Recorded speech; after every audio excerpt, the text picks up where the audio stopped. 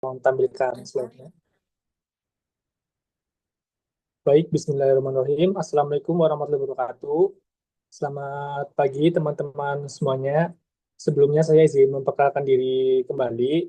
Perkenalkan, nama saya Anggi Prastono. Saya merupakan mahasiswa tugas belajar dari Direktorat Jenderal Bea Cukai yang sekarang sedang menempuh pendidikan D3 Akuntansi alih program tahun 2023.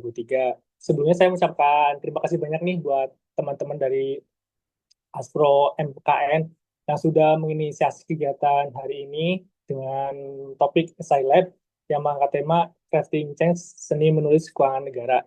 Perlu diingat ya teman-teman, pada zaman saya dulu waktu kuliah D1, terkait literasi atau kelas-kelas tulisan seperti ini tuh jarang banget gitu.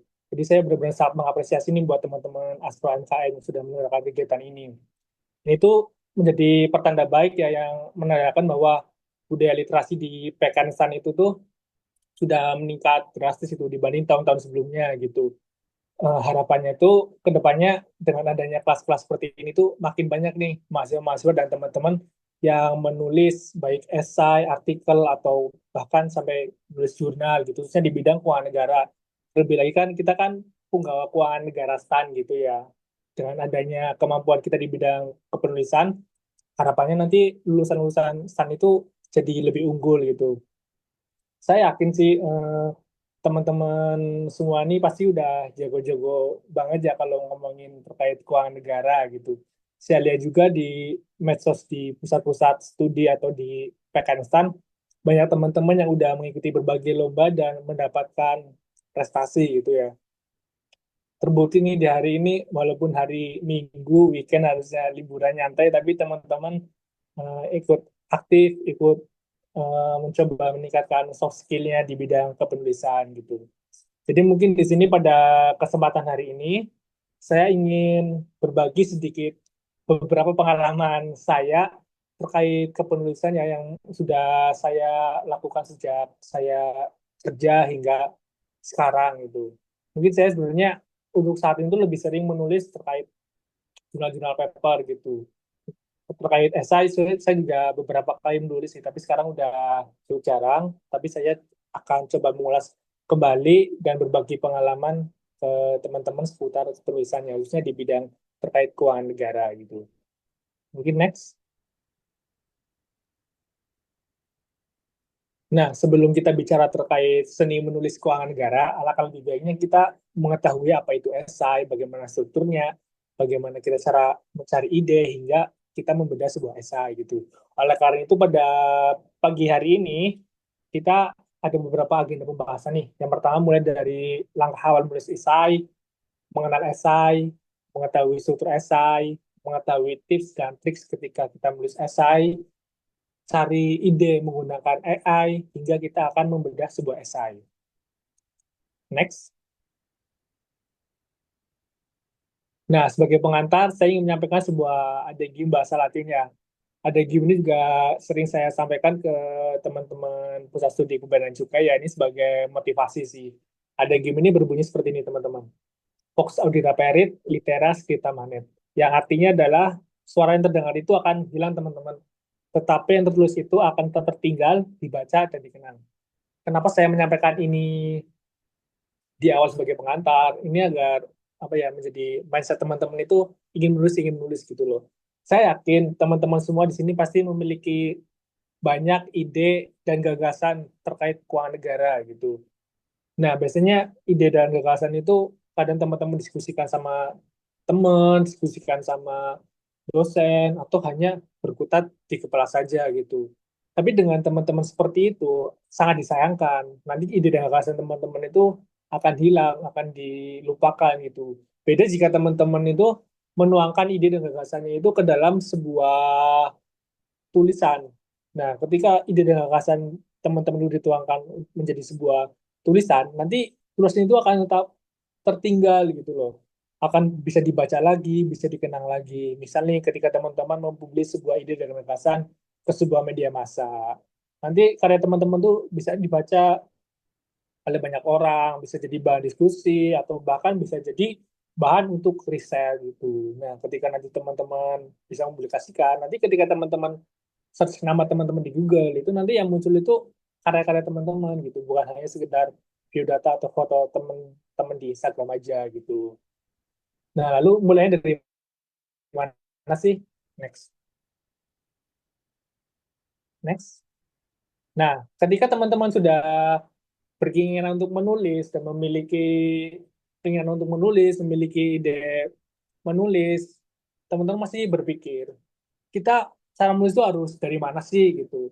Nah, ini berdasarkan pengalaman saya ya, ketika saya ingin menulis dan punya ide, langkah yang pertama adalah saya ingin menetapkan tujuan gitu. Saya menulis itu untuk apa sih gitu? Apakah saya menulis untuk hanya sekedar dipublikasikan gitu, agar nanti bisa dikenal, bisa dibaca dan saya bisa dikenal, atau bisa saya menulis untuk mencari prestasi, contohnya kita mengikuti lomba, atau hanya sekedar untuk menuangkan ide dan gagasan saja gitu. Nah, kenapa kita harus memiliki tujuan dalam menulis? Karena dengan kita memiliki tujuan, nanti tulisan kita itu akan terarah, teman-teman, terstruktur dan terfokus gitu. Misal nih, kita ingin mempublikasikan terkait manfaat perpajakan bagi masyarakat. Nah, di situ kan tujuannya udah jelas. Tujuan kita adalah ingin mempublikasikan agar masyarakat bisa tahu nih terkait manfaat perpajakan itu untuk apa sih gitu.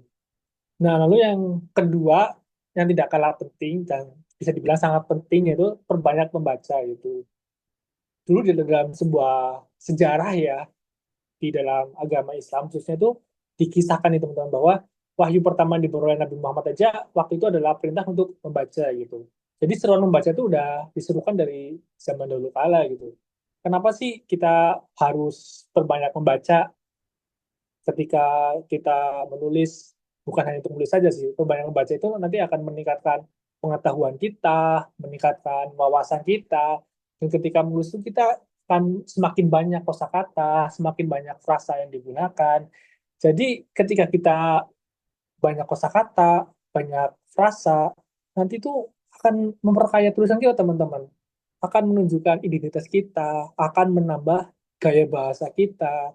Jadi tidak bingung dan tidak ragu ketika menulis kata-kata ini apa ya, kata-kata ini apa ya. Jadi semakin banyak kata-kata, semakin banyak kosakata yang teman-teman miliki, tentu nanti tulisannya akan semakin baik. Next. Nah, kita kan di sini akan di judulnya kan kita akan menulis esai sebuah keuangan negara gitu. Dan saya kabar juga dari Mas Krisna katanya Asprogram akan menyusun bunga rampai terkait keuangan negara ya dengan berbagai topik tentunya. Nah, tentu sebelum kita melangkah jauh ke sana, kita harus terlebih dahulu nih, apa sih esai itu, teman-teman?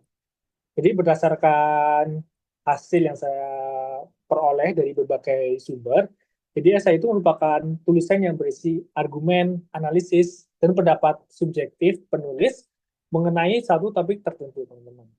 Misal nih, topiknya kan terkait keuangan negara. Nah, berarti teman-teman tuh berargumentasi, menganalisis, dan pendapat itu terkait ya terkait keuangan negara gitu. Misal topik keuangan negara kan banyak tuh, bisa terkait kepabeanan, bisa cukai, bisa perpajakan, bisa APBN, bisa lelang, bisa surat utang negara, dan lain sebagainya gitu. Nah, yang menjadi ciri khas esai itu apa sih? Jadi salah satu yang menjadi ciri khas esai adalah terkait gaya bahasanya yang luwes dan populer gitu. Kita tahu kan, selain esai memiliki ketajaman dalam hal analisis dan argumentasi terhadap realitas atau fenomena yang ada, saya juga memberikan ruang nih bagi penulis untuk menunjukkan dirinya itu siapa sih gitu. Nah, cara menunjukkannya itu adalah dengan memberikan gaya bahasa yang luwes dan populer, teman-teman. Nah, ketika kita sudah memiliki pemahaman terkait gaya bahasa yang luas, kosakata yang banyak, lalu gagasan atau ide itu bersumber dari mana sih gitu. Saya mendapatkan inspirasi dari kata-kata Raditya Dika ya, walaupun dia ini komika, tapi dia juga kan sebagai penulis buku ya. Ya mungkin bisa sejalan nih dengan walaupun topiknya sangat beda ya antara komedi dengan ilmiah keuangan negara, tapi cara Raditya Dika memperoleh ide ini bisa menjadi contoh juga nih buat teman-teman gitu. Jadi Raditya Dika itu ketika menulis itu dia terinspirasi dari mana sih gitu. Dia ketika menulis selalu terinspirasi dari keresahan yang dia hadapi atau keresahan yang terjadi di lingkungan gitu. Misalkan nih, dalam akhir-akhir ini kan masyarakat dibuat resah ya karena kenaikan PPN 12% waktu di penghujung tahun 2024 itu. Nah, teman-teman bisa nih menganalisis dan menjadikan itu sebuah tulisan gitu. Kenapa sih masyarakat Indonesia resah terhadap kenaikan PPN? Apa sih dampaknya terhadap perekonomian? Kok bisa sih jadi masyarakat itu begitu resah dan begitu menentang gitu? Nah, teman-teman bisa menggali tuh lebih dalam, mengulik lebih dalam alasan kenapa masyarakat bisa resah gitu. Atau teman-teman bisa lihat dari sisi positifnya. Harusnya PPN naik itu bisa menimbulkan dampak positif juga pada masyarakat gitu. Jadi teman-teman bisa menulisnya dari POV yang berbeda gitu. Bisa dari POV masyarakat atau dari POV dari pemerintah juga gitu. Nah, tapi perlu diingat nih teman-teman, ketika teman-teman menulis sebuah esai, teman-teman tidak hanya memberikan sebuah argumentasi saja, tapi analisisnya itu juga harus berdasarkan data dan fakta yang ada teman-teman. Jadi teman-teman ini menulis sebuah esai dari pendapat, menyampaikan argumentasi, analisis itu harus disandingkan dengan data dan fakta yang ada sebagai referensi teman-teman gitu. Jadi teman-teman bisa memperoleh referensi ini dari open source atau ketika teman-teman ingin begitu mendalami bisa minta datanya ke instansi terkait. Next.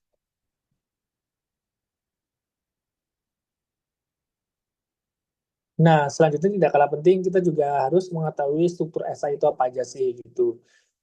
Nah, ibarat coba kita bayangkan sebuah burger ya teman-teman. Ibarat sebuah burger kan ada beberapa lapis ya, mulai dari lapisan luar, lapisan dalam, ya, lapisan luar lagi gitu. Nah, ketika pelayan menyajikan burger di meja makan, pasti yang dilihat customer adalah tampilan dari burgernya itu sendiri. Nah, apa kaitannya dengan pendahuluan pada SI? Nah, di pendahuluan SI ini adalah untuk memperkenalkan topik atau isu yang akan dibahas teman-teman. Jadi biasanya di bab pendahuluan ini juga sebagai salah satu kunci untuk memikat pembaca untuk membaca tulisan teman-teman agar lebih dalam lagi gitu. Biasanya kalau saya sendiri kalau misal di pendahuluan udah nggak asik nih, ternyata kurang informatif untuk mengantarkan permasalahan ke pembahasan, saya jadi males baca gitu. Nah, begitu pun ya analoginya eh, struktur esai dengan burger gitu. Nah, kemudian di dalam isinya itu burger kan terdapat daging, sayur-sayuran, mayones, keju, atau saus gitu. Nah, di dalam pembahasan itu juga Bapak esai itu juga nanti bakal lebih mendalam teman-teman, berisi argumentasi teman-teman, pendapat teman-teman yang didasari dengan bukti dukung gitu. Jadi semakin teman-teman berargumen dan analisis dengan baik, nanti akan memikat pembaca gitu dan pembaca akan puas dengan tulisan teman-teman gitu dan nanti ketika teman-teman publish lagi pasti pembaca itu akan mencari tulisan teman-teman lagi gitu. Nah, di akhir, di bagian penutup, itu meringkas dan menyatakan kembali pendapat atau solusi gitu. Jadi setelah kita udah menjelaskan dari awal, dari itu dari pendahuluan, terkait untuk mengantar ke permasalahan hingga pembahasan, nah di akhir itu nanti teman-teman itu menyimpulkan intinya apa dari putusan teman-teman dan artinya apa gitu. Dan teman-teman juga bisa menyampaikan pendapat atau solusi yang bisa berguna bagi masyarakat atau stakeholder terkait. Nah, berdasarkan informasi yang saya peroleh dari berbagai literatur, biasanya esai itu maksimal 3.000 kata atau 8 halaman gitu. Nah, sedangkan esai standar itu 500 sampai 1.000 kata atau 4 halaman. Waktu terakhir DJBC menyelenggarakan lomba esai itu mereka syarat itu maksimal 4 halaman gitu. Sebenarnya ketentuan halaman itu nanti ikut lagi nih ke instruktur atau panitia yang menyelenggarakan sayembara esai gitu teman-teman. Kayak misalnya Aspro MKN mau buat bunga rampai terkait esai. Nah, nanti mensyaratkan misal 1.000 kata. Berarti teman-teman harus ngikutin apa yang diinstrukturin oleh teman-teman dari Aspro MKN gitu. Next. Nah, ini salah satu hal yang tidak kalah penting ya ketika teman-teman bingung langkah-langkahnya seperti apa. ketika teman-teman ingin menulis sebuah esai keuangan negara, ada beberapa tips dan trik yang biasanya saya lakukan nih teman-teman. Di sini ada 5 tips dan trik yang biasanya saya lakukan ketika saya menulis esai keuangan negara ya. Yang pertama adalah saya memahami topik terlebih dahulu nih. Nah, biasanya kan si panitia ini bakal mengasih sebuah ketentuan atau syarat-syarat penulisan esai ya, topiknya apa, subtema, subtopiknya apa gitu. Nah, di tahapan ini teman-teman menganalisis nih dari instruktur si panitianya, topiknya apa, subtemanya apa. Nah, setelah teman-teman udah menganalisis ketentuannya, nah teman-teman kemudian mencari ide. Nah, mencari ide ini ada banyak sebenarnya teman-teman. Seperti yang di awal tadi kan berdasarkan keresahan ya, baik keresahan dari diri kita atau keresahan dari masyarakat itu. Teman-teman juga bisa mencari terkait tren terkini. Tren terkini itu teman-teman bisa cari di open source atau di berita-berita di media massa atau di media sosial. Atau teman-teman juga bisa menulis hal-hal yang diminati oleh teman-teman gitu. Misal nih, topiknya kan terkait keuangan negara gitu. Nah, teman-teman ini minatnya itu di bidang kepabeanan dan cukai nih. Terus lebih spesifik lagi, teman-teman ingin mengangkat isu terkait cukai gitu. Karena teman-teman resah nih, karena cukai di Indonesia kok masih sedikit ya dibandingkan dengan negara-negara di Asia Tenggara gitu. Nah, oleh karena itu teman-teman bisa tuh menulis terkait sertifikasi cukai gitu. Nah, lalu yang ketiga adalah membuat kerangka kepenulisan. Nah, kenapa sih kita harus membuat kerangka kepenulisan gitu? Jadi dengan membuat kerangka kepenulisan itu bisa menjaga menjaga alur kepenulisan kita teman-teman. Mulai dari membuat kerangka di bab pendahuluan, di isi, dan kemudian di bab kesimpulan gitu. Teman-teman bisa membuat kerangka yang terlebih dahulu tuh, biar nanti ke depannya tidak bingung mau nulis apa gitu. Jadi ketika teman-teman udah membuat kerangka kepenulisan, nanti teman-teman bisa lebih mudah memahami dan bisa mudah menuangkan ide dan gagasan teman-teman gitu. Agar alur tulisan teman-teman juga tetap terjaga gitu. Nah, yang keempat adalah data dukung. Kita kan menulis esai ya.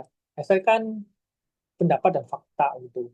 Jadi dua hal yang harus digabungkan gitu. Jadi selain teman-teman berargumentasi, menganalisis dan berpendapat terhadap suatu permasalahan, teman-teman juga harus memberikan data dukung nih. Data dukung ini adalah suatu hal yang sangat penting untuk mendukung argumentasi teman-teman. Nah, adanya data dukung ini juga sebagai bentuk pertanggungjawaban teman-teman nih dalam menulis karya teman-teman tersebut gitu. Maksudnya gimana? Maksudnya ya teman-teman bisa mempertanggungjawabkan pendapat teman-teman gitu, bisa diperdebatkan gitu. Ini loh saya menyampaikan pandangan itu ada buktinya, ada referensinya, ada datanya gitu. Jadi tidak sekedar omong-omong aja gitu. Nah, hal yang tidak kalah penting menarik adalah selanjutnya terkait judul teman-teman.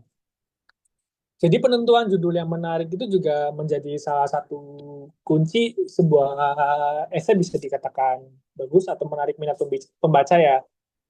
Karena saya sendiri nih kalau misal membaca sebuah esai, yang pertama saya lihat sendiri adalah judulnya. Judulnya menarik nggak nih? Itu kalau judulnya nggak menarik, kurang garing, itu biasanya saya males untuk membuka tulisan tersebut gitu. Jadi dari awal saya udah men-startnya itu jelek gitu. Nah, contoh nih ada judul dari Pak Cati Basri, salah satu ekonom terkenal di Indonesia ya. Beliau juga aktif menulis di media Kompas. Nah, contoh judul yang kurang nih. Judul hanya disampaikan cuma sumber pembiayaan fiskal. Seperti itu aja, teman-teman. Nah, yang bagus itu contohnya adalah pembiayaan fiskal, dari mana uangnya gitu. Jadi ketika kita baca judulnya itu juga jadi bernada gitu, teman-teman. Jadi membuat judul juga bisa menggunakan kalimat tanya seperti itu. Nah, kita telah sampai ini pada checkpoint pertama tentang menjelaskan esai. Mungkin kalau sampai di sini, sebelum lanjut ke berikutnya mencari ide dan beda esai, apakah Ada yang ingin ditanyakan teman-teman?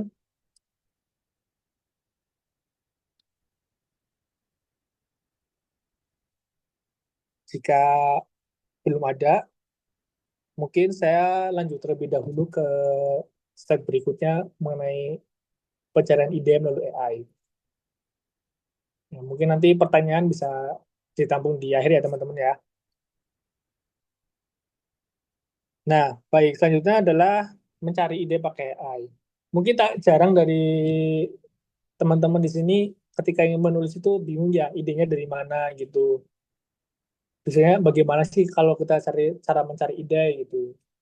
Nah, sebenarnya generasi kita ini satu generasi yang sangat beruntung ya dengan teknologi yang sangat maju gitu. Jadi kita lahir di ketika teknologi itu sudah sangat maju gitu.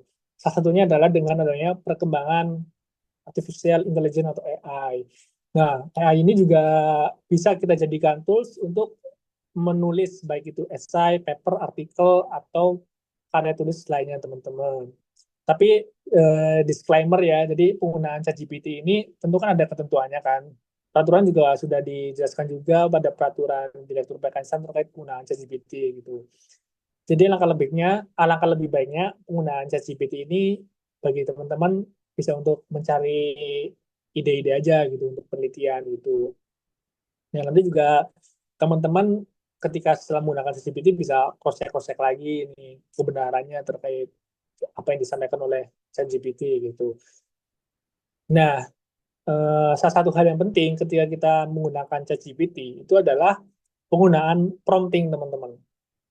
Prompting itu apa sih? Jadi prompting itu salah satu instruksi nih yang kita gunakan ke ChatGPT. Nanti ChatGPT itu bakal merespons apa yang kita instruksikan.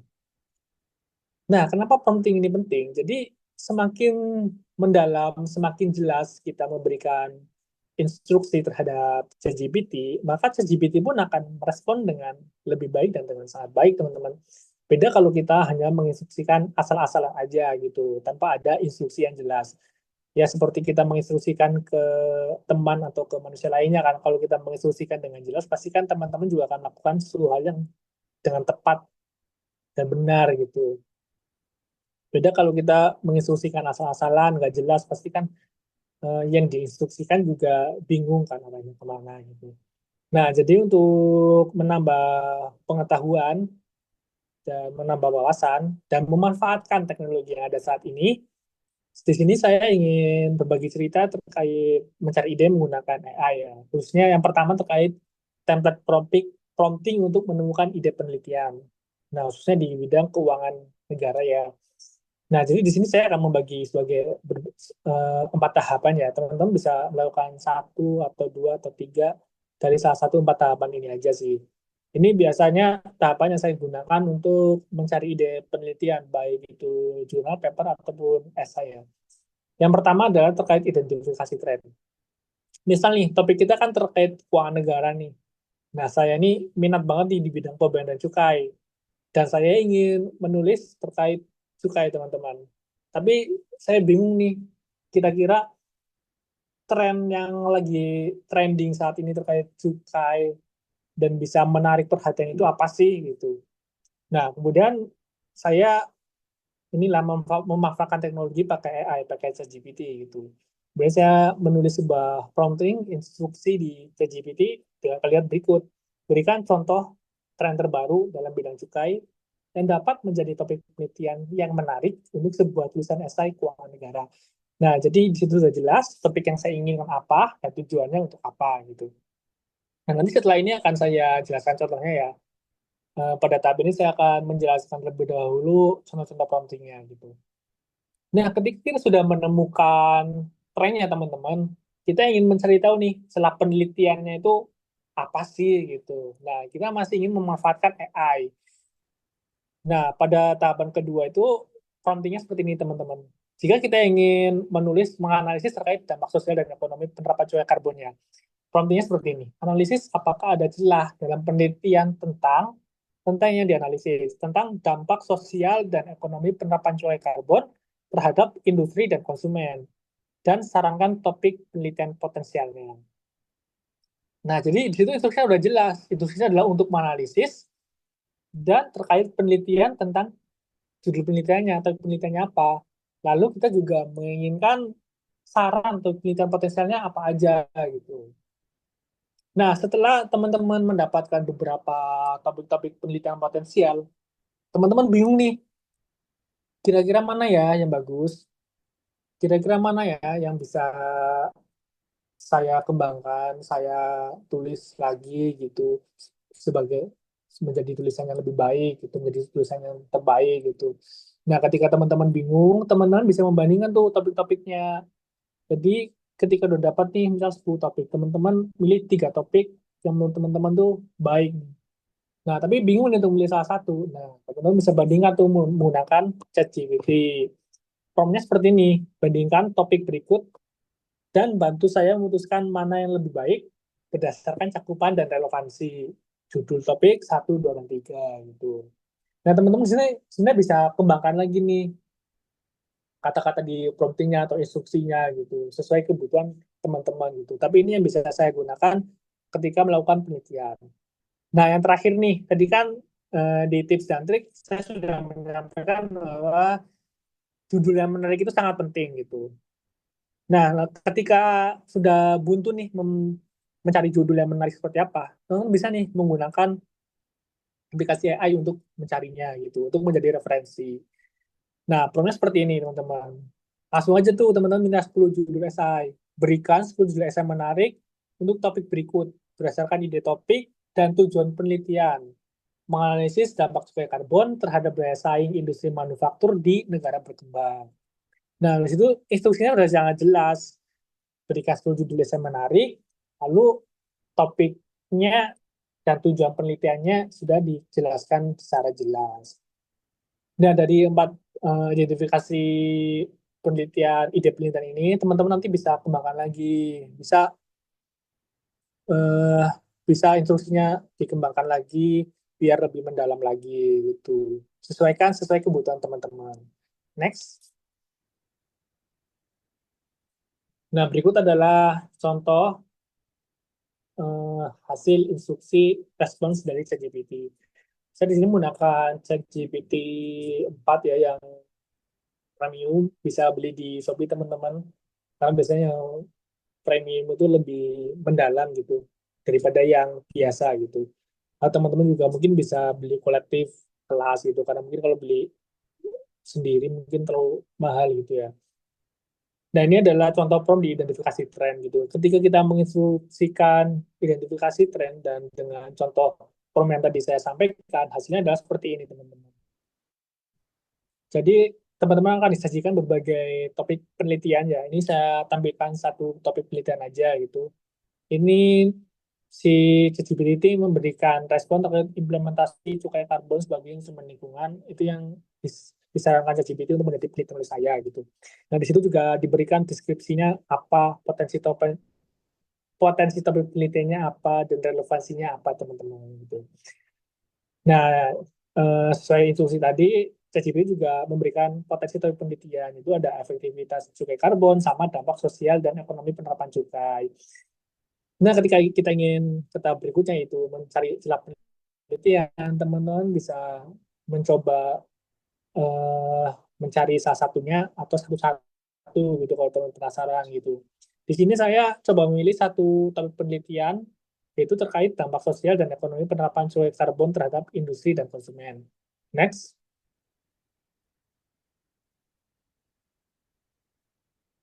Nah, ini adalah contoh hasil prompt identifikasi celah penelitian yang promptnya tadi saya sampaikan di awal gitu.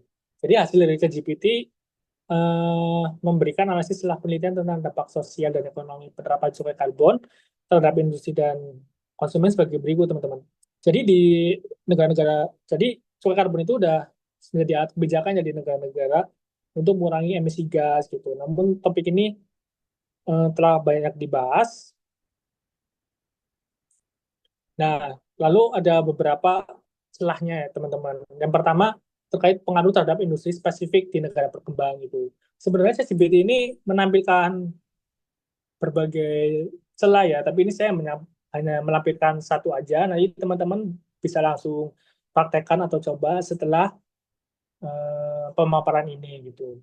Jadi di situ ChatGPT memberikan pernyataan bahwa salahnya adalah penelitian fokus pada dampak cuaca karbon itu di negara maju itu udah banyak gitu. Sementara di negara berkembang itu masih sangat terbatas gitu. Nah, kemudian ChatGPT juga menyarankan berbagai potensi topik penelitian. Di sini ChatGPT menyarankan dua topik penelitian, yaitu studi dampak cukai karbon sama adaptasi industri energi di negara berkembang. Next. Nah, tadi kan udah banyak topik nih yang teman-teman peroleh. Terus teman-teman bingung nih, saya mau pilih topik yang mana ya di antara kedua topik ini gitu. Nah, teman-teman bisa tuh langsung membandingkannya menggunakan ChatGPT juga dengan problem tadi itu. Jadi di sini ChatGPT itu memaparkan dua hasil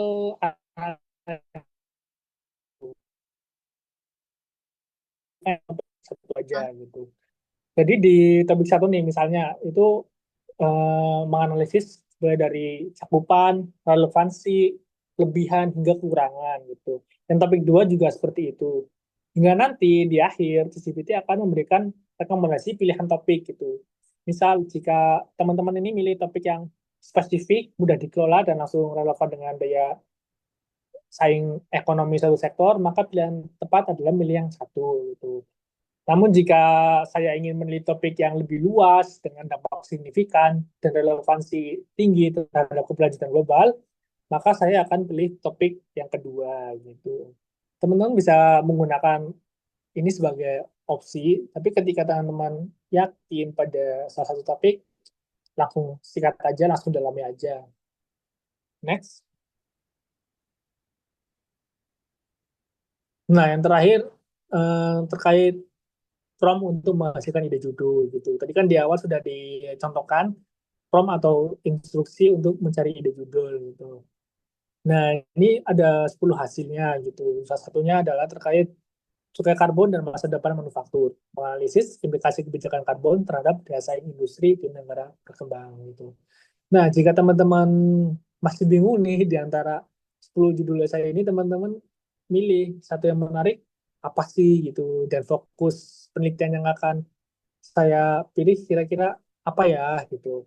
Nah, ketika teman-teman sebenarnya sudah yakin pada fokus penelitian teman-teman apa dan bisa menyelesaikan judulnya, teman-teman bisa langsung memilih aja tuh dari 10 judul itu pilih salah satu gitu. Namun ketika teman-teman masih bingung, teman-teman bisa menginstruksikan lagi nih ke ChatGPT, misal carikan satu terbaik dari 10 judul di atas gitu.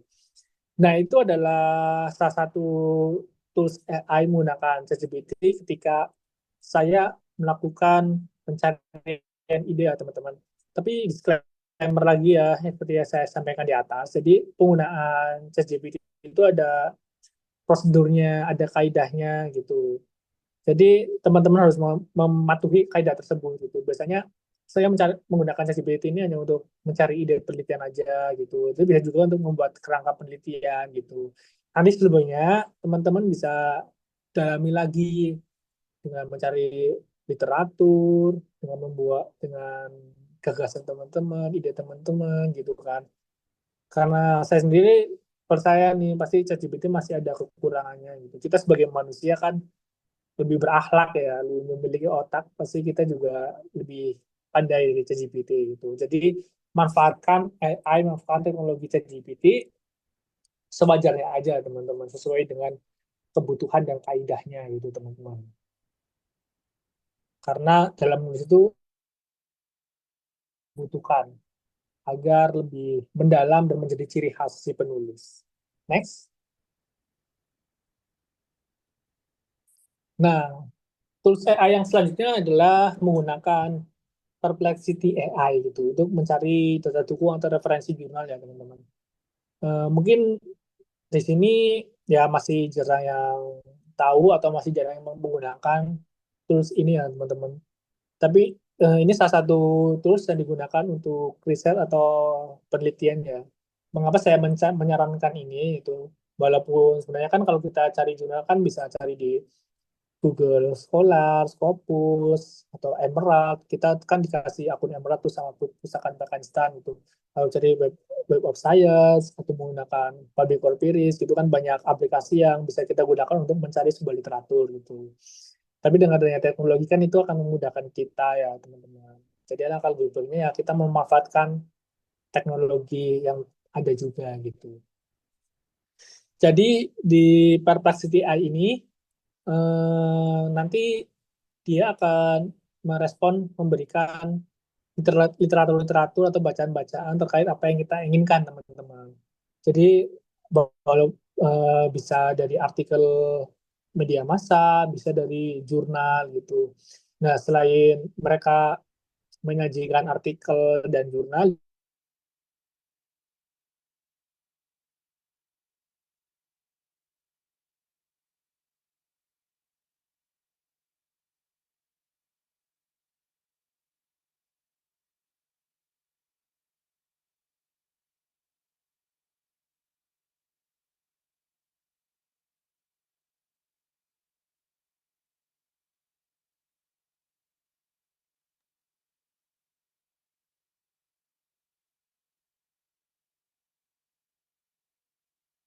Sepertinya jaringan dari narasumber agak terkendala sebentar ya, jadi beliau sedang reconnecting. Harap ditunggu ya, teman.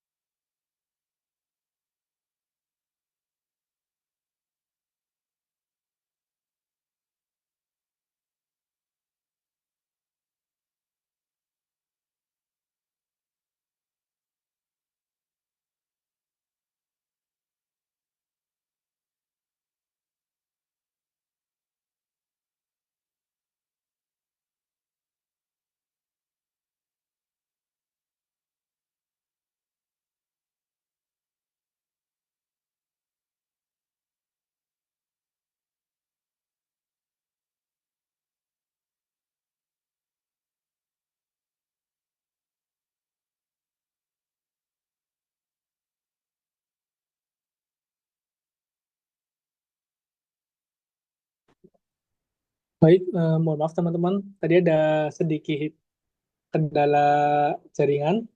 Apakah sudah saya masuk lagi? Suaranya sudah masuk, Kak, tapi untuk videonya masih. Oke, baik.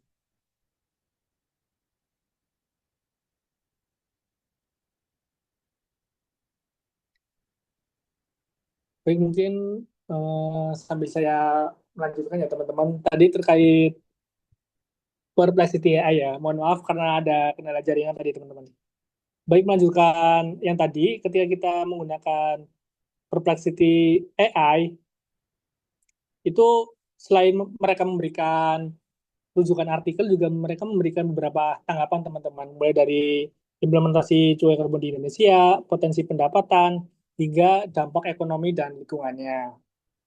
Nah, itu adalah beberapa tools AI yang biasa saya gunakan ya untuk menulis sebuah paper, jurnal, atau esai gitu. Ini juga bisa digunakan teman-teman nih untuk salah satu tools untuk teman-teman menulis sebuah paper atau esai gitu.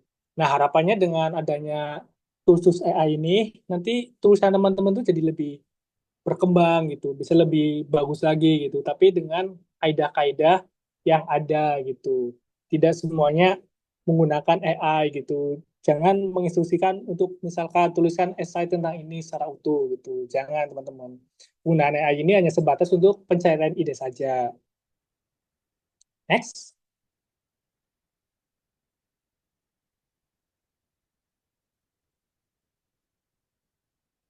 Nah, selanjutnya eh, ketika kita sudah belajar mengenai kepenulisan esai, mulai dari pencarian ide menggunakan AI, mari kita membedah sebuah esai, teman-teman.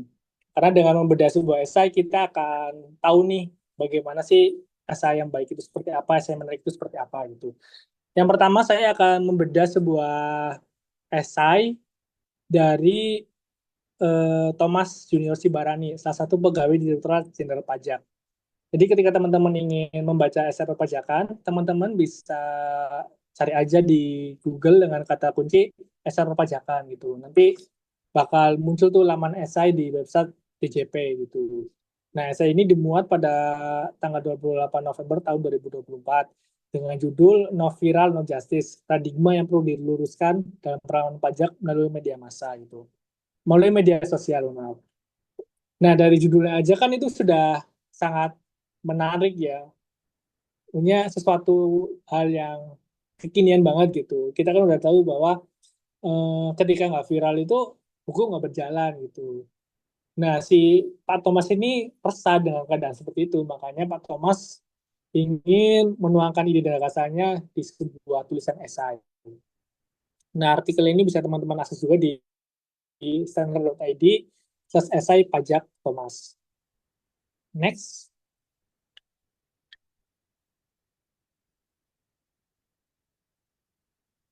Nah, mari kita bedah dari bab pendahuluan teman-teman. Nah, tadi saya di awal kan sudah bilang ya, bahwa pendahuluan merupakan salah satu kunci untuk memikat pembaca agar bisa meneruskan bacaannya ke tahap berikutnya, itu ke bab pembahasan, ke bab kesimpulan gitu. Nah, di sini Pak Thomas itu, yang pertama itu beliau bermain dengan angka gitu. Di paragraf pertama, Pak Thomas itu menjelaskan nih bahwa target penerimaan perpajakan itu 86% dari total APBN gitu. Dari total pendapatan APBN gitu. Jadi di sini tuh secara nggak langsung tuh Pak Thomas itu menekankan bahwa ini loh pajak itu sangat penting banget nih bagi negara kita gitu karena target penerimaan itu sangat besar gitu. Nah, Pak Thomas juga membandingkan dengan negara lain gitu. Misal tax ratio kita tuh dibandingkan negara-negara Asia Tenggara itu masih terbilang rendah gitu ya dibandingkan dengan Thailand dan Vietnam gitu. Nah, kemudian Pak Thomas juga mencantumkan berbagai teori gitu. Seperti di paragraf keempat ini, Pak Thomas mengutip pendapat dari Frank Rodorov dalam The Income Tax Root of Evil gitu. Nah, jadi Pak Thomas selain berargumentasi juga mencantumkan berbagai teori atau pendapat dari para ahli gitu. Nah, yang menjadi menarik kalau ciri khas Pak Thomas adalah tulisannya itu Pak Thomas menceritakan dari sebuah sejarah-sejarah gitu. Salah contohnya adalah terkait sejarah perpajakan gitu. Kapan sih pemungut pajak itu ada dan dimulai gitu. Ini tentu akan menjadi nambah wawasan bagi pembaca juga ya dan pasti bakal memikat si pembaca juga ya. Dan yang di paragraf terakhir adalah Pak Thomas juga tidak lupa memberikan pendapat subjektif oleh Pak Thomas. Itu Pak Thomas berpendapat bahwa media sosial itu kini menjadi faktor penting yang berperan sebagai media perlawanan. Nah, dari esai Pak Thomas ini kan sudah jelas dan terstruktur ya dan memiliki ciri khas gitu. Jadi dari esai ini tuh menunjukkan siapa sih seorang Pak Thomas gitu. Dari eh, gaya gaya bahasa, kosakata, dan cara Pak Thomas menulis gitu. Lanjut, next. Nah, selanjutnya terkait bab pembahasan gitu. Nah, di sini Pak Thomas langsung menjawab berbagai pertanyaan-pertanyaan yang timbul di bab pendahuluan ya, di permasalahan yang mengantarnya ke sebuah pembahasan gitu. Dimulai dari menceritakan perkembangan media sosial gitu. Yang menjadi ciri khasnya Pak Thomas itu menceritakan sejarahnya gitu. Di awal Pak Thomas menceritakan sejarah pajak, di pembahasan juga Pak Thomas menceritakan sejarah perkembangan media sosial gitu. Hingga akhirnya tiba saatnya media sosial ini menjadi media perlawanan pajak yang kemudian muncul istilah no viral no justice gitu. Nah, kemudian di bagian ketiga dari pembahasan itu Pak Thomas itu menyampaikan agar masyarakat itu berhati-hati dalam memviralkan sesuatu. Dalam konteks ini terkait pajak yang seharusnya menjadi rahasia bagi wajib pajak gitu. Nah, di dalam pembahasan ini sudah alurnya sudah sangat jelas, terstruktur dan step by step gitu. Dari mulai yang perkembangan media sosial hingga akhirnya media sosial sebagai media perlawanan yang timbul no viral no justice gitu. Dan hanya Pak Thomas menyampaikan pendapat seharusnya nggak perlu diviralin dulu gitu. Jadi ada langkah-langkah yang harus wajib pajak lakukan gitu, misal ke peradilan pajak gitu. Dan Pak Thomas juga memperingatkan di pembahasan ini bahwa seharusnya wajib pajak itu harus berhati-hati gitu untuk menjaga kerahasiaan dinas pajaknya gitu. Next.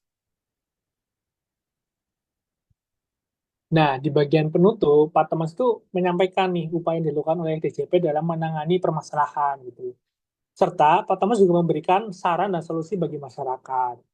Nah, setelah mengantarkan sebuah permasalahan ke pembahasan, tentu penutupnya itu seperti apa sih yang diinginkan Pak Thomas gitu. Jadi Pak Thomas di sini menekankan bahwa DJP itu udah memberikan sosialisasi terkait edukasi perpajakan gitu. Kalau misal pembaca ada permasalahan perpajakan, pembaca itu nggak perlu memviralkan terlebih dahulu gitu. Jadi pembaca itu bisa ke peradilan pajak gitu karena DJP juga menyediakan hal tersebut gitu. Nah, dan di akhir Pak Thomas menyampaikan say no to no viral no justice. Jadi Pak Thomas menyarankan agar masyarakat ketika ada permasalahan pajak itu langkah lebih baiknya ke peradilan pajak dulu itu, jangan diviralkan. Dari esai Pak Thomas kita belajar bahwa ketika ketika menulis esai kita harus menunjukkan diri kita siapa gitu, menuangkan ide dan gagasan gitu.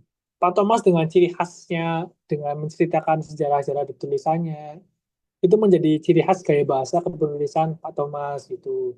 Jadi tulisannya sangat informatif, ringkas, padat, dan menarik. Itu yang harus diperhatikan ketika teman-teman menulis sebuah esai. Jadi tidak hanya berargumentasi, tidak hanya mengutarakan pendapat dengan data dan fakta, tapi juga teman-teman harus mengolah tulisan tersebut agar menarik dan memikat bagi para pembaca. Next. Nah, ini selanjutnya saya juga akan mencoba membedah esai yang kedua ya. Ini dengan ciri khas kepenulisan gaya kepenulisan yang berbeda dari Pak Thomas gitu. Mungkin ini secara ringkas saja nanti saya akan jelaskannya gitu. Jadi di sini saya akan mencoba membedah esai dari Pak Muhammad Chatib Basri ya, mantan Menteri Keuangan dan salah satu ekonom terbaik yang dimiliki oleh Indonesia gitu. Artikel ini bisa teman-teman akses di Kompas atau link artikel standard.id plus esai DD gitu. Dengan judul kelas menengah dari zona nyaman ke zona makan. Nah, judulnya juga sangat menarik ya, seperti yang tadi gitu. Ini menunjukkan bahwa semakin bagus tulisan esai juga ditunjukkan satu faktornya adalah dari judul yang menarik gitu. Nah, tulisan ini dimuat pada tanggal 24 Juli tahun 2024. Next.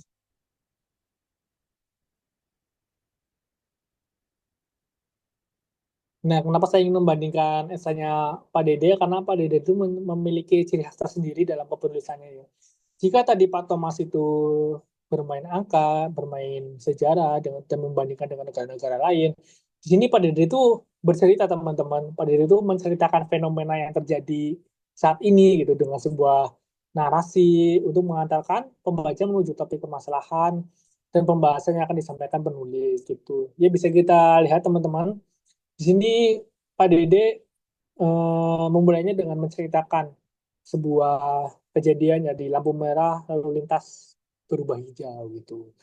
Jadi ketika sebuah kartus keuangan negara yang begitu berat, Pak Dede bisa mengantarkannya dengan begitu ringan. Eh, Kalau kita bicara terkait istilah-istilah keuangan negara kan itu bisa dibilang sangat berat ya bagi masyarakat awam. Nah, bagaimana nih kita sebagai penulis bisa meringankan eh, karya tersebut menjadi ringan dan bisa diterima di masyarakat umum itu. Nah, kita bisa mencontoh dari Pak Dede nih yang menulis esai populer ya.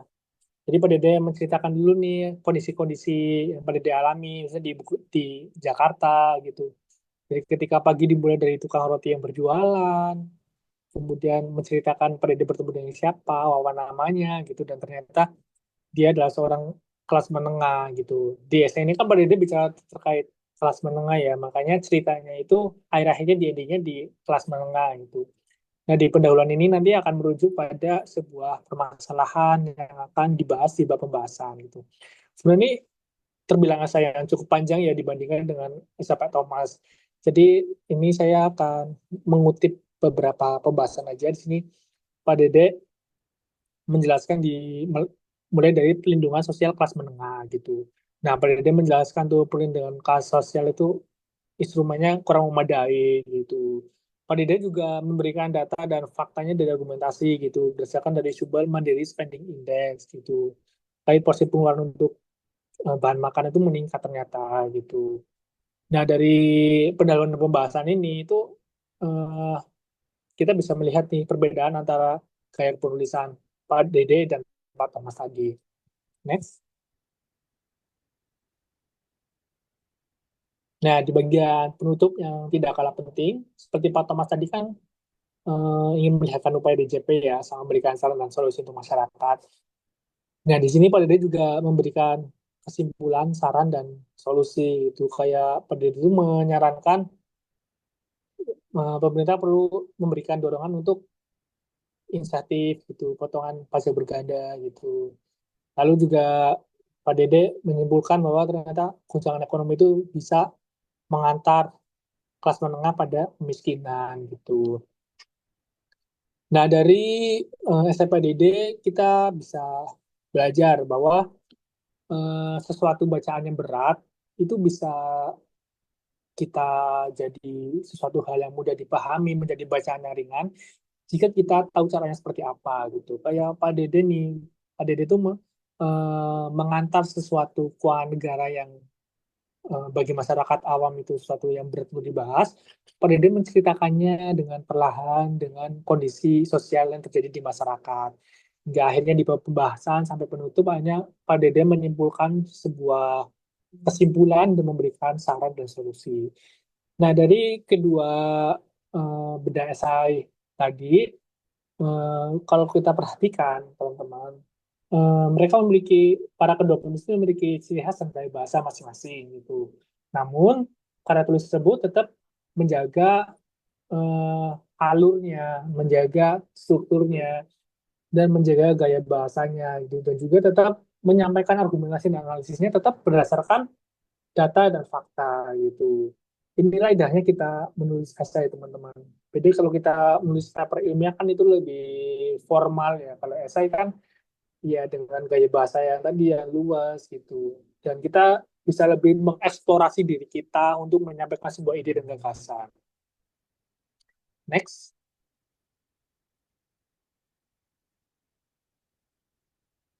Nah, dari seluruh paparan yang tadi saya sampaikan, saya memiliki kesimpulan bahwa menulis esai keuangan negara itu merupakan seni menyampaikan ide dan struktur yang jelas ya, teman-teman. Berdasarkan data yang mendalam dan argumen yang kuat. Nah, perlu diingat teman-teman, pemanfaatan AI memang membantu untuk mengeksplorasi ide ya. Namun, sentuhan kita sebagai manusia itu tetap penting untuk menyempurnakan gagasan. Dan perlu diingat juga, essay itu harus menarik ya, agar bisa memikat pembaca gitu. Juga bisa mendorong pembaca untuk berpikir kritis dan menawarkan solusi menjadi kontribusi nyata untuk perubahan dan pengelolaan keuangan yang lebih baik. Next.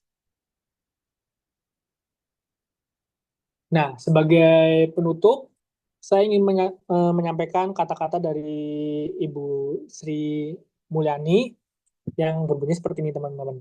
Penelitian dasar atau fundamental adalah salah satu bentuk komitmen suatu negara untuk bisa terus menciptakan budaya unggul bagi suatu negara dalam meningkatkan kesejahteraan atau bahkan peradaban negara tersebut.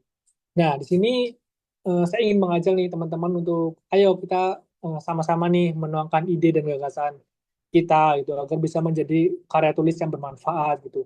Kan sayang banget nih kalau kita punya ide dan gagasan tapi kita tidak menuangkannya ke dalam sebuah tulisan gitu. Karena bagi saya tulisan atau karya tulis adalah salah satu bentuk kontribusi kita terhadap negeri kita ini gitu. Apalagi kita sebagai pengelola keuangan negara, alangkah lebih baiknya kontribusi kita harus lebih nyata, salah satunya adalah di bidang kepenulisan. Mungkin itu saja yang bisa saya sampaikan teman-teman. Kurang lebihnya mohon maaf. Semoga bermanfaat bagi teman-teman semua. Wabillahi taufiq wal hidayah. Assalamualaikum warahmatullahi wabarakatuh. Saya teruskan ke Mbak Silvi. Baik, terima kasih kami ucapkan kepada Kak Anggi yang telah memaparkan materi yang sangat insightful. Semoga materi yang telah disampaikan bisa menjadi bekal bagi kita semua ke depannya untuk menulis esai. Nah, selanjutnya kita beranjak ke sesi diskusi dan tanya jawab nih. Bagi teman-teman yang ingin bertanya, dan mic baik pertanyaan ketika telah dipersilakan, atau kalau teman-teman malu juga untuk pertanyaannya di kolom chat. Oke, silakan teman-teman untuk bertanya kepada karena bisa ada kesempatan bertanya langsung pada ahlinya. Oke, baik sudah ada yang raise hand atas nama Fahri, silakan boleh on mic untuk menyampaikan pertanyaannya. Baik, terima kasih Kak Silvi. Terima kasih juga kepada panitia atas terselenggaranya kegiatan acara hari ini. Terima kasih juga kepada Bang Anggi udah mencerah terkait bagaimana sih cara kepenulisan esai yang baik dan benar. Pertanyaan saya terkait eh, topik yang atau judul yang akan dibahas, penentuan topik sama pendapat tentang struktur kepenulisan yang paling bagus tuh kayak gimana? Jadi pertanyaan saya tuh yang pertama, kalau menurut Abang sendiri, kalau kita misalkan dihadapkan ada dua topik karya tulis, yang satu banyak celahnya, celah kepenulisan, namun sumber datanya itu lebih mudah kita akses, atau kita bisa memilih topik lain yang sebenarnya tuh impact-nya tuh lebih besar, namun ada keterbatasan informasi, sehingga akan lebih banyak argumentasi dibandingkan data. Jadi kalau menurut pendapat Abang, lebih baik mengutamakan kredibilitas data atau lebih mengutamakan eh, impact dari karya tulis yang kita hasilkan. Terus kalau yang kedua, itu tadi saya baca tentang struktur esai dari dua link tersebut, ada dari Pak Dede sama Bapak satu lagi. Itu rata-rata kalau di bagian pendahuluannya itu ada menceritakan tentang kisah pengalaman mereka untuk dikaitkan dengan topik yang akan dibahas. Terus kalau dari esai yang pertama itu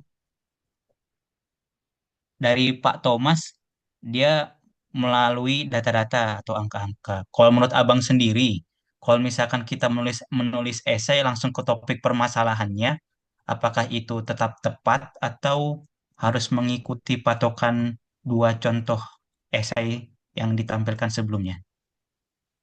Sama mungkin terakhir kalau misalkan dari Abang sendiri, apakah ada media lain untuk publikasi esai atau artikel selain dari UKM? Apakah ada saran gitu dari Abang kepada kami mahasiswa?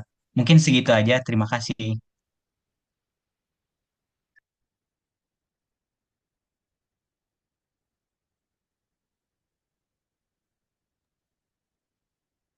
Baik, terima kasih Fahri. Jadi terangkum kira-kira ada tiga pertanyaan ya. Yang pertama adalah trade-off antara kredibilitas data atau impact. Terus yang kedua itu tentang struktur esainya ya di contoh dua esai tadi. Dan yang ketiga tentang media publikasi esai. Oke, kepada Kak Anggi mau langsung dijawab atau ditampung dulu Kak? Langsung jawab aja Mas Silvi. Baik, dipersilakan Kak. Baik, terima kasih banyak Mas Fahri atas pertanyaannya ya, sangat bagus sekali itu. Ada tiga pertanyaan. Yang pertama terkait topik ya, mendahulukan kredibilitas data atau impact-nya itu. Kalau saya sendiri ya, ketika Mas Fahri menulis itu mengutamakan terkait kredibilitas datanya terlebih dahulu gitu. Karena memiliki data yang banyak, itu tulisan akan memperkaya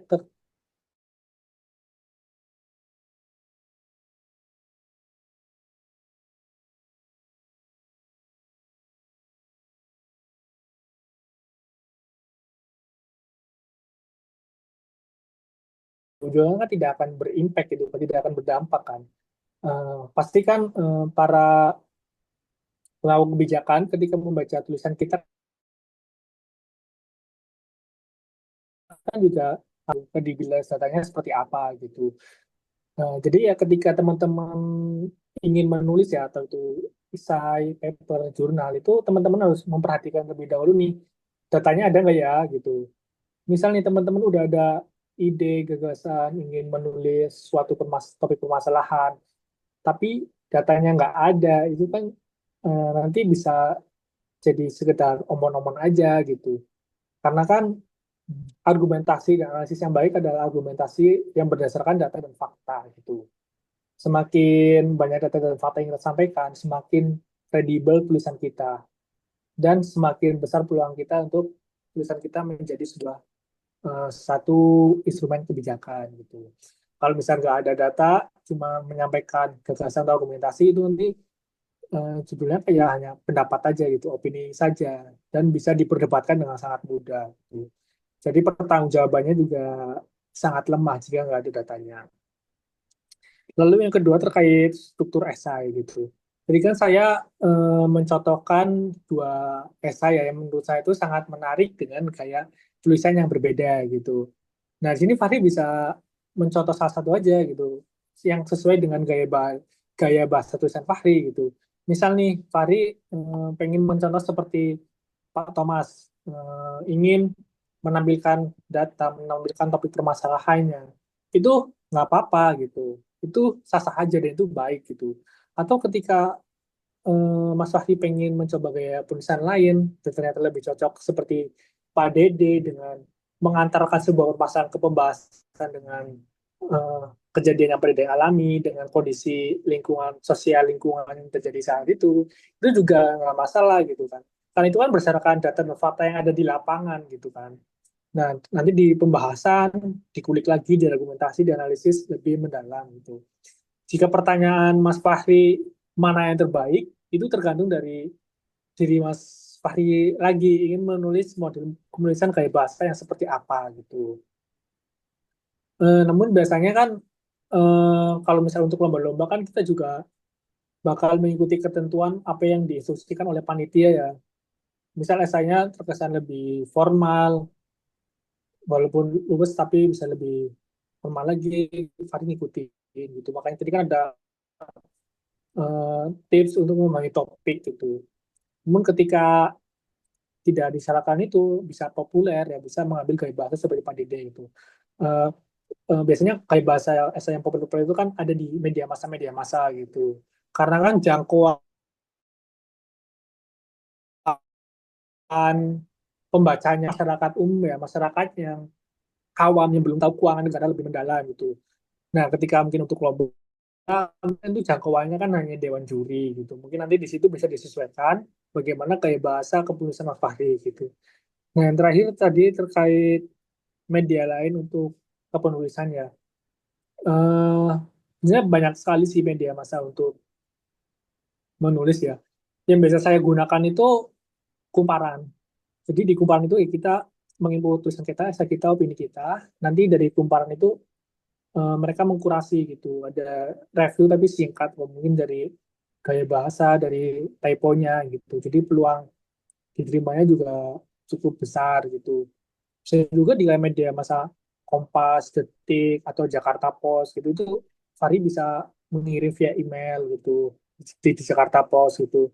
Atau yang berbentuk seperti blog blogspot tanpa ada kurasi dari kurator atau dari redaktur media massa itu ada di Kompasiana gitu. Jadi Kompasiana itu ketika Mas Fahri menginput tulisannya itu nggak ada koreksi gitu. Jadi langsung aja nanti ke publish itu kayak blogspot pribadi gitu.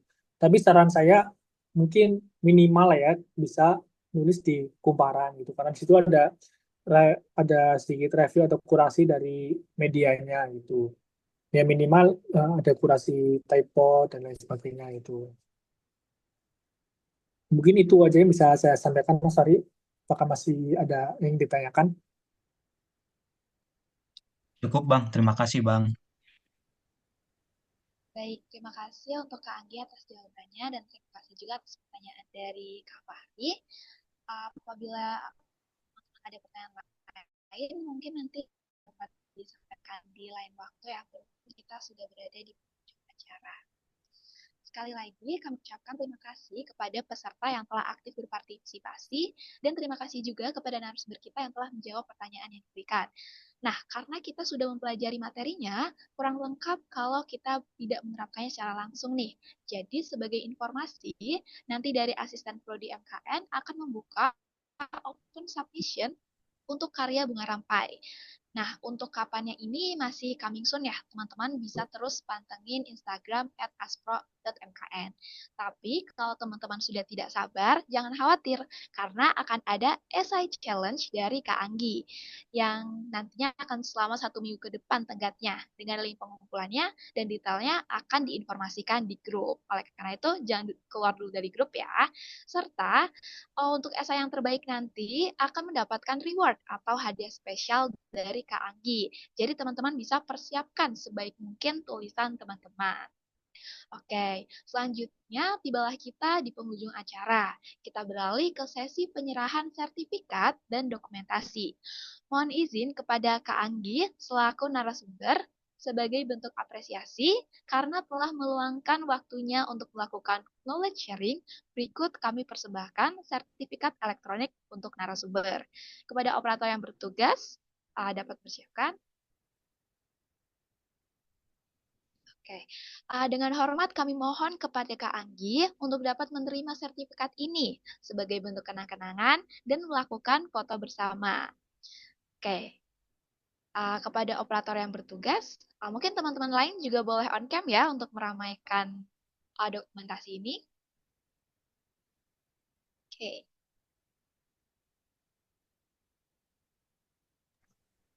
Oke, gambar akan saya ambil dalam 3, 2, 1. Sekali lagi, berikan gaya yang terbaik. 3, 2, 1. Oke, saya kembalikan ke moderator. Baik, terima kasih kepada operator atas bantuannya untuk sesi penyerahan sertifikat. Selanjutnya kita beralih ke sesi dokumentasi. Mungkin teman-teman yang bisa on cam ya, karena kita akan melakukan tangkapan layar yang memperlihatkan video peserta.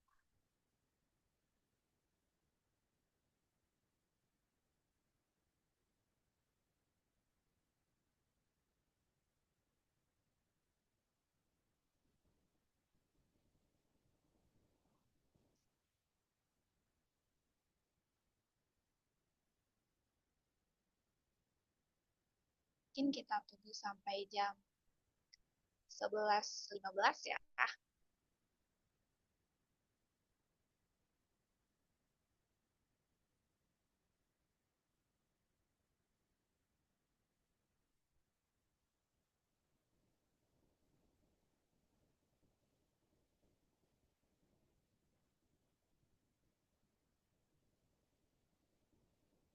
Oke,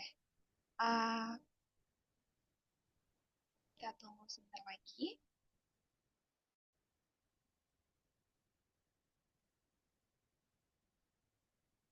Atau mungkin sambil menunggu teman-teman yang on cam nih Kak, boleh nggak Kak kita minta waktunya sebentar untuk menjawab satu pertanyaan yang cukup menarik nih Kak. Jadi ada yang nanya kalau untuk lomba esai yang juaranya itu dalam bentuk produk, dalam bidang keuangan negara itu contoh produknya apa ya Kak? Terutama produk selain aplikasi Android di bidang keuangan. Mungkin boleh dijawab Kak selama 1 menit ini. Baik, pertanyaan yang cukup menarik ya. Sebenarnya anak-anak MKN sebenarnya kan banyak banget nih yang ikut lomba dan prestasi ya. Salah satunya Silvi ini kan sering lomba dan juara juga ya. Mungkin nanti Silvi juga bisa sharing nih ke teman-temannya gitu. Jadi kalau menurut saya sendiri ya sih, kalau misal lomba essay itu kan pasti kan yang dilihat produknya gitu ya, aplikasi-aplikasi gitu. Tapi ketika teman-teman ingin apa namanya mendalami sebuah kebijakan dengan dalam itu juga bisa menjadi peluang untuk menang juga gitu. Jadi kayak misal apa namanya itu memberikan evaluasi atau rekomendasi sebuah kebijakan terkait keuangan negara, tapi teman-teman menyajikannya dengan sangat baik, itu juga bisa menjadi juara gitu. Walaupun kan sebenarnya peluang juara itu kan biasanya itu dari produk-produknya ya, aplikasi-aplikasi gitu. Itu emang menjadi sebuah pertanyaan juga sih bagi saya gitu. Kenapa ketika lomba essay itu yang juara pasti harus menghasilkan produk gitu kan. Sedangkan kalau kita bicara keuangan negara kan itu bukan ilmu yang kayak sains atau itu yang bisa atau teknologi menghasilkan AI ya itu kita lebih sering bicara terkait kebijakan gitu. Jadi ya salah satu saran saya ya perdalami dan kulik terkait kebijakan agar bisa menghasilkan sebuah rekomendasi dan evaluasi sebuah kebijakan gitu. Mungkin nanti Mas Mulana bisa coba tanya-tanya ke teman-teman MKN yang sering ikut lomba kayak Silvi, Sesa gitu bagi bagi tips and triknya seperti apa gitu.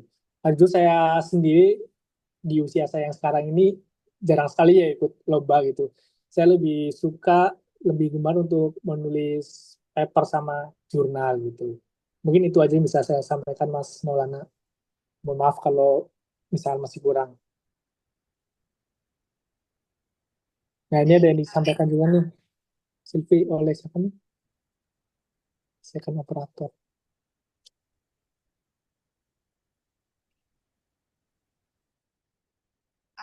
mungkin kita akan sesi dokumentasi dulu ya Kak, berhubung sudah banyak yang camp. Setelah ini nanti kalau memang mau dijawab boleh Kak untuk pertanyaan dari second operator ini. Oke, aba-aba dari saya teman-teman untuk dokumentasi. Boleh bersiap. Satu, dua, tiga. Oke, bisa tunjukkan gaya terbaik dari teman-teman ya. Satu, dua, tiga. Oke, baik. Terima kasih teman-teman. Dan juga terima kasih kepada narasumber.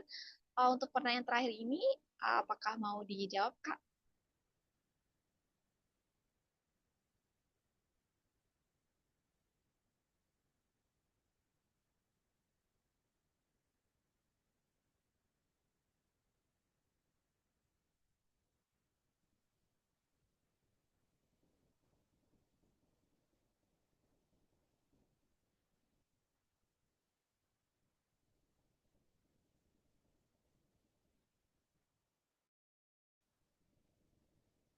Maaf, Kak, masih di mute.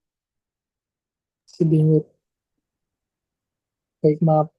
Ini dari Muhammad Ihsan ya, second operator. Jadi dari beberapa pengalaman perlombaan yang saya ikuti, salah satu faktor kunci dari esai yakni ada produk, nama program, dan sebagainya. Kira-kira ada counter lain gak nih Bang, selain tren penggunaan nama produk-produk tersebut gitu. Sebenarnya kalau kita mengikuti lomba itu kita juga harus memperhatikan ya jurinya siapa nih, siapa yang menjadi juri gitu. Dengan kita mengetahui jurinya, kita akan lebih mudah untuk menyampaikan esai apa nih yang kira-kira bisa kita tuangkan gitu. Esai apa nih, program-program apa nih yang bisa kita gunakan gitu agar bisa memikat oleh si dewan juri tersebut gitu. Karena kan sebenarnya ketika kita menulis esai untuk menentukan sebagai sebuah juaranya itu kan bergantung pada dewan jurinya ya gitu. Isan kan bilang faktor kuncinya ada produk-produk gitu, program-program gitu. Nah, seperti yang saya bilang di awal di tadi, ya kalau misal teman-teman nggak bisa menyampaikan program-program, menyampaikan produk-produknya, teman-teman bisa mengevaluasi sebuah rekomendasi kebijakan gitu, bisa mengevaluasi kebijakan yang sudah ada gitu, menyampaikan celahnya kebijakan itu apa gitu, lalu teman-teman bisa merekomendasikan harusnya kebijakannya itu seperti ini gitu. Tapi dengan argumentasi dan data dan fakta yang emang mendalam gitu. Tapi balik lagi kan biasanya dengan kultur budaya lomba esai kita saat ini kan yang biasanya yang juara itu produk-produk unggulan, program-program unggulan gitu. Nah, opsi evaluasi sama rekomendasi kebijakan ini bisa teman-teman terapin di akhir gitu. Dan teman-teman juga harus memperhatikan siapa dewan jurinya sih. Mungkin itu aja yang bisa saya sampaikan Silvi dan Isan. Lebihnya mohon maaf. Terima kasih. Terima kasih kepada Ihsan atas pertanyaannya dan juga Kak Anggi. Jadi sudah terjawab ya untuk seluruh pertanyaan dari teman-teman. Sekali lagi kami ucapkan terima kasih sebanyak-banyaknya kepada Kak Anggi atas seluruh insight baru yang diberikan hari ini, dan juga terima kasih kepada peserta atas partisipasinya. Jangan lupa untuk mempersiapkan karya terbaik untuk Essay Challenge dan Bunga Rampai. Teman-teman yang hadir juga harap untuk melakukan screenshot dan mengisi presensi pada link yang telah tersedia di kolom chat Zoom. Tiada gading yang tak retak apabila ada salah kata. Saya selaku MC, mohon maaf dan pamit undur diri. Wassalamualaikum warahmatullahi wabarakatuh. Shalom, Om, Santi, Santi, Santi, Om. Sampai jumpa. Terima kasih teman-teman. Izin live ya. Terima kasih Kak Anggi.